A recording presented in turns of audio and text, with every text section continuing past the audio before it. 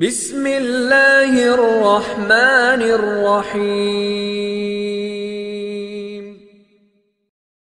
دجال کی آمد۔ قرب قیامت کی 10 بڑی علامات میں سے ایک علامت دجال کا ظاہر ہونا بھی ہے۔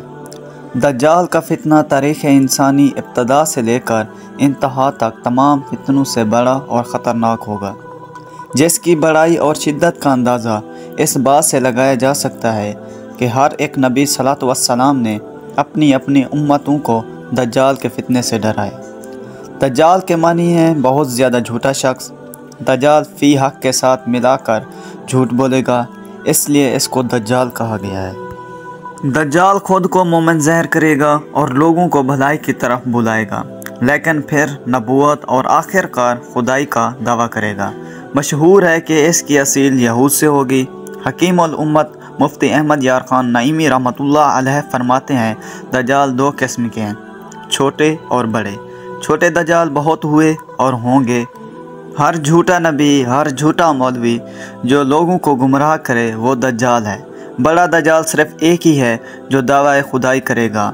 امام احمد بن قرطبی فرماتے ہیں، دجال اور قرب قیامت اس کے ظاہر ہونے پر اعتقاد رکھنا برحق ہے، اور یہی اہل سنت، عموم فقہ علوم اور محدثین کرام کا مسلک ہے۔ مختلف احادیث میں دجال کا حلیہ بتایا گیا ہے کہ ان تمام کو سامنے رکھتے ہوئے دجال کا حلیہ جو سامنے آتا ہے وہ یہ ہے: دجال ایک نوجوان مرد ہوگا اور دراز قد کا ہوگا اور ایک آنکھ سے کانا ہوگا، اور کانی آنکھ ایسی ہوگی جیسے پھولا ہوا انگور، جبکہ اس کی ایک آنکھ خون آلود ہوگی۔ اس کا سینہ چوڑا ہوگا اور اندر کی طرف دھنسا ہوا ہوگا۔ دجال کی پیشانی چوڑی ہوگی اور درمیان میں کافر یعنی کافر لکھا ہوا ہوگا، جسے ہر مسلمان پڑھ سکے گا، چاہے وہ پڑھا لکھا ہو یا نہ ہو، اور اس کے بال گھنگریالے ہوں گے۔ دجال کے نکلنے سے پہلے دنیا کی بہت بری حالت ہوگی، جیسا کہ احادیث مبارک میں آتا ہے۔ اس کے نکلنے کے 3 سال پہلے ہی دنیا میں عام قحط پیدا ہو جائے گا۔ پہلے سال آسمان 1/3 بارش اور زمین 1/3 پیداوار کم کر دے گی، اور دوسرے سال آسمان 2/3 بارش اور زمین 2/3 پیداوار کم کر دے گی، جبکہ تیسرے اور آخری سال آسمان کوئی بارش نہیں کرے گا اور زمین ساری پیداوار روک لے گی، حتیٰ کہ آسمان شیشے کا اور زمین تانبے جیسی سرخ ہو جائے گی۔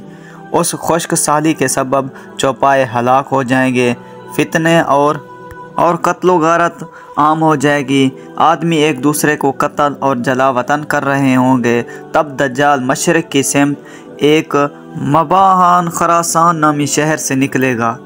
غذائی قحط کے علاوہ علمی اور روحانی قحط بھی برپا ہوگا۔ دین کے سلسلے میں لوگوں میں ذوق پیدا ہو چکا ہوگا، علماء اور دیندار لوگوں کی قلت ہوگی۔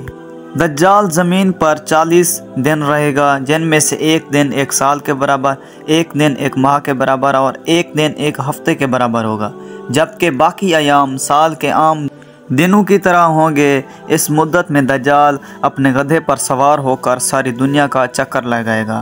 گدھے کا جوسہ اتنا بڑا ہوگا کہ دونوں کانوں کے درمیان فاصلہ 40 ہاتھ کے برابر ہوگا، اور اس گدھے کی رفتار کا یہ عالم ہوگا کہ 1 قدم اٹھائے گا تو 1 میل کی مسافت طے کر لے گا، اور روئے زمین کا کوئی آسمانی، زمینی، صحرائی اور پہاڑی علاقہ ایسا نہیں بچے گا جو وہ نہ جائے، سوائے مکہ مکرمہ اور مدینہ طیبہ پر فرشتوں کا پہرا ہونے پر وہ داخل نہ ہو سکے گا، جبکہ مدینہ کے بحر دلدلی زمین پر پڑاؤ کرے گا اور زلزلے کے 3 جھٹکے آئیں گے، جس کی وجہ سے ہر کافر اور منافق مدینہ سے بھاگ جائے گا اور دجال سے جا ملے گا۔